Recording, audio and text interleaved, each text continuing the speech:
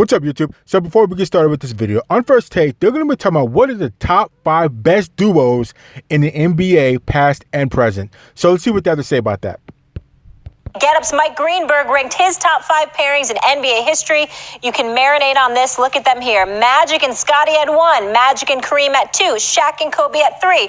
Cousy and Russell at 4. And rounding out the top 5 is Steph Curry and Kevin Durant. Let's welcome in the host of Get Up, our friend Mike Greenberg in the house. Good to see you. Yes, I'm the one who puts up with Jalen the other 2 hours of the day. I try as best as I can. Good to be back, Thanks you for guys. babysitting. Welcome back after all of your travels. Thank you. It was very quiet around here in your absence. Did you enjoy it? I mean, you know, a little piece of quiet every now and again. Nice, right? We tend to be a little loud over here, or they do at least. Stephen A., did Greeny get that list right? Somewhat. I mean, I agree with his top 5. Mm-hmm. I just would have had Steph Curry and Kevin Durant above Russell and Cousy, only because Russell and Cousy is BC, basically. Mm-hmm. You know, I mean, it's a long time ago. I mean, I see tapes and highlights, you know, but I never really watched them, and obviously. So I agree with Stephen A. Smith somewhat. And first off, I think that Molly meant to say Michael Jordan and Scottie Pippen versus Magic Johnson and Scottie Pippen, for one. For two, so the guys that Stephen A. Smith is talking about is Bob Cousy and Bill Russell. Both of those guys won 6 championships with each other with the Boston Celtics. So just a little rundown. So let's continue.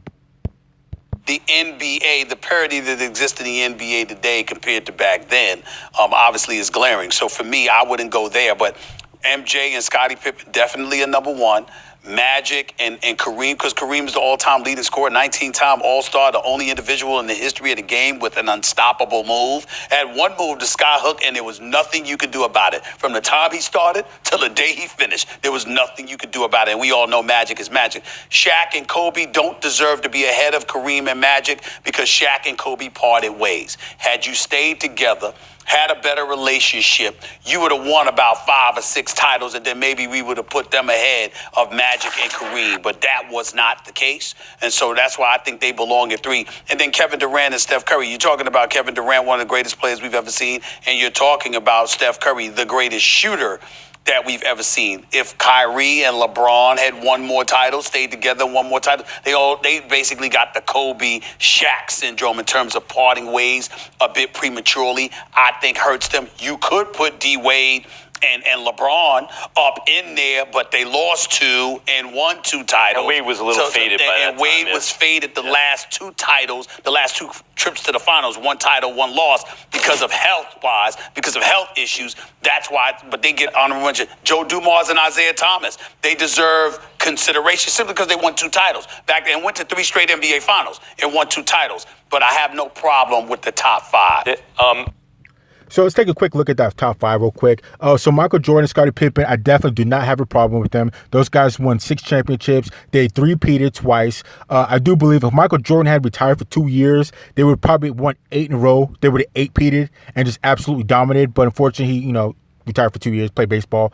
Number 2 on the list would be Magic Johnson and Kareem Abdul-Jabbar. Again, those guys won 5 championships with the Lakers. I think Kareem won 1 other championship, I think with the I think the Milwaukee Bucks or the 76ers, but he won 5 with Magic Johnson. And again, Kareem Abdul-Jabbar with the unstoppable move, with the skyhook. So I can understand that they'd be number 2. So number 3 would be Shaq and Kobe. So between Shaq and Kobe, they both won 3 championships. So Shaq won 4. He won 1 with Miami, and Kobe won 2 more. 1 Shaq left, so Kobe's got 5. But between the both of those guys, they won 3. I do believe if they would have got over the egos and stopped acting like petty children, they could have easily got 5, 6, or 7 rings together with each other. There's no reason why they should not have dominated the early 2000s. Easily. And if they would have been able to stay together and do that, I think they probably would have been able to surpass Michael Jordan and Scottie Pippen, not only just in rings, but just in dominance, complete dominance. Because I seriously think that Shaquille O'Neal and Kobe Bryant are more dominant than Michael Jordan and Scottie Pippen. That's just where I'm going with it. I don't think they are now, but I think they had the potential that they could have definitely surpassed getting only 3 rings with each other. Like I said, they could have got 6, 7, or 8, if not dominated all of the early 2000s, but they couldn't get over their egos, and I don't know. But, okay, so number 4 is going to be Bob Cousy and Bill Russell. Like I said before, those guys are some old school players. A lot of us probably don't know who they are, but they won 6 championships with each other with the Boston Celtics. So that's cool. So last on the list is going to be Kevin Durant and Steph Curry. So as everybody knows, they won back-to-back titles, not this last year, but years before that. They won back-to-back titles with Kevin Durant being back-to-back MVP. They should have probably won this year, but there's a lot of injuries that stopped them from winning again. So I can definitely see that they definitely belong on the list because they were a great duo. So just to cap this off for honorable mention, I probably would have gone with maybe a Klay Thompson and Steph Curry because both of those guys are ballers too. Yeah, probably the 2 of the best shooters ever in the league. If they just would have won more, or if Kevin Durant wasn't there, Steph Curry and Klay Thompson could have teamed up more. But I don't know. And maybe one other team or one other set of guys or duo I think about is maybe Karl Malone and John Stockton, even though they didn't win. So they were still dominant. They didn't win, but I kind of have to have them on the honorable mention. But let's keep going. I had the exact same list, except that Cousy and Russell, I think when you talk about BC, pre-3-point shot, pre-absorption of the ABA teams, also like guys like Havlicek and Hines, and I know that they weren't exactly in their prime, but when you have a team where it's not just Russell and Cousy, you have a lot of all-stars on that team. I don't think it's quite the same. I think AD and LeBron on paper is 4, but 1 is Jordan and Pippen because you have Michael Jordan with another almost MVP caliber player. That's 1, and you look at the record. Magic and Kareem are 2, yes. I would say this about Shaq and Kobe, though. Magic did this in his career. He ascended throughout his career. We retroactively say, oh, it was Magic and Bird. No, not in the beginning. In the beginning, Bird was clearly better than Magic, and by the end, Magic was clearly better than Bird.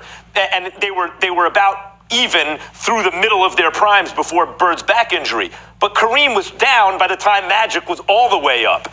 Concentrated greatness. Shaq and Kobe were arguably the 2 best players in the game in their primes when they played together. The only other guy in the conversation, to me, really, was Tim Duncan. So that is a special thing, and sure enough, they 3-peated, right? So their career accomplishments together weren't as great, but their peak was maybe better than Magic and Kareem.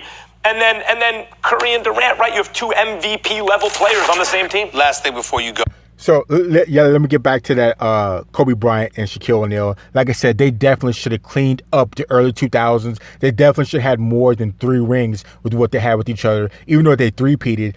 I mean, I think they could have probably 5-peated, maybe 6-peated. Like I said, they should have been so dominant if they just could have got over their egos and pointing fingers and crying about stupid stuff. Just played the game and worried about anything and everything else after you guys win the rings. Like I said, I think Kobe Bryant and Shaquille O'Neal were probably more dominant than Michael Jordan and Scottie Pippen. That sounds weird, but with Shaquille O'Neal guarding the paint and taking rim protection, taking care of everything in the paint, and Kobe Bryant taking care of everything else, I think that duo is very hard to argue with. Even though, I think about Michael Jordan is taking care of everything in the paint too, with Scottie, the defense. I don't know, but I'll probably go with Shaquille O'Neal and Kobe Bryant, and I think they were the most dominant when they were playing at the point of being the dominance compared to everybody else. And it's a shame they didn't get 6, 7, or 8 rings together because of egos and just petty stuff. But let's keep going. Oh, yeah. Honorable mention. Larry Bird, Kevin McHale. Yeah, for sure.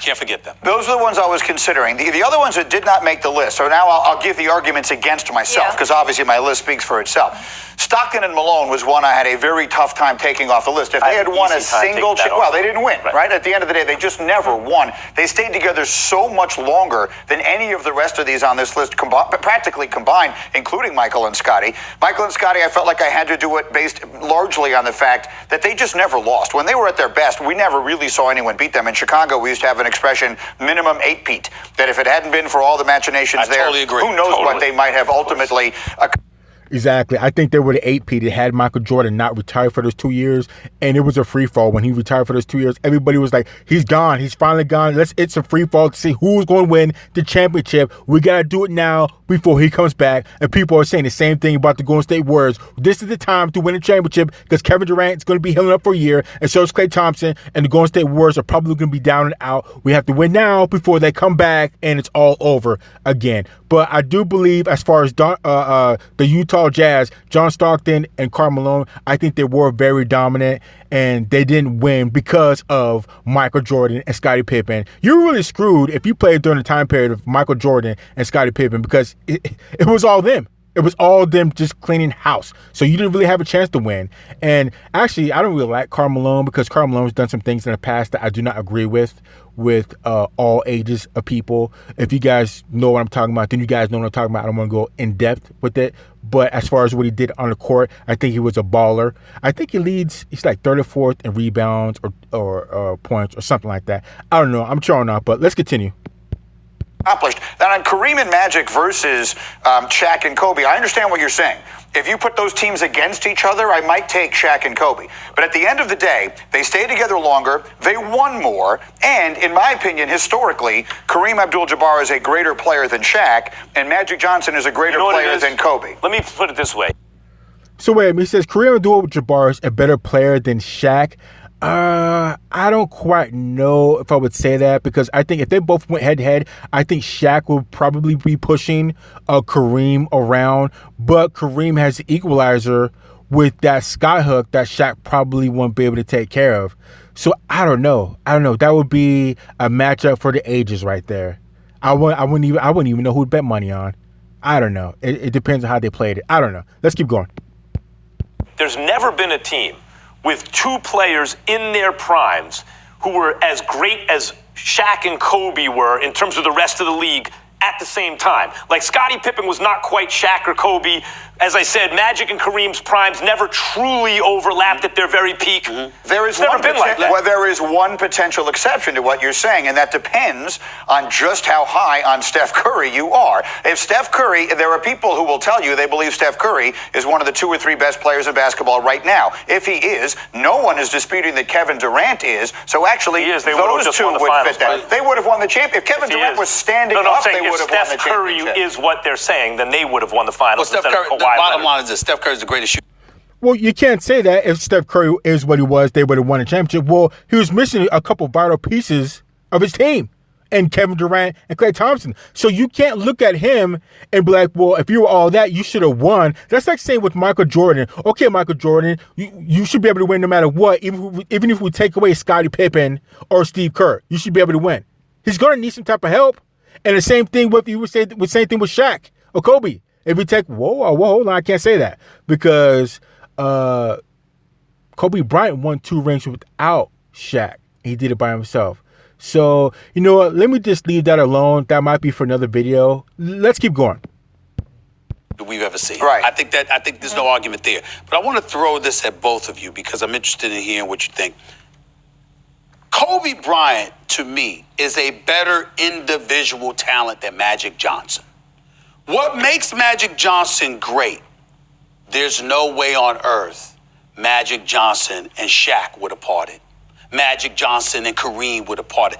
Magic Johnson, as great as he was as a point guard, the greatest part of Magic Johnson is his leadership. You wanted to play with Magic Johnson. And Magic Johnson made sure you wanted to play. I've never heard of one single player in the history of the Lakers organization that ever wanted to leave Magic Johnson. When Magic Johnson, and that matters. When Magic Johnson walks into a room, he makes everyone in the room, to this day, want to be the best version of themselves. He just got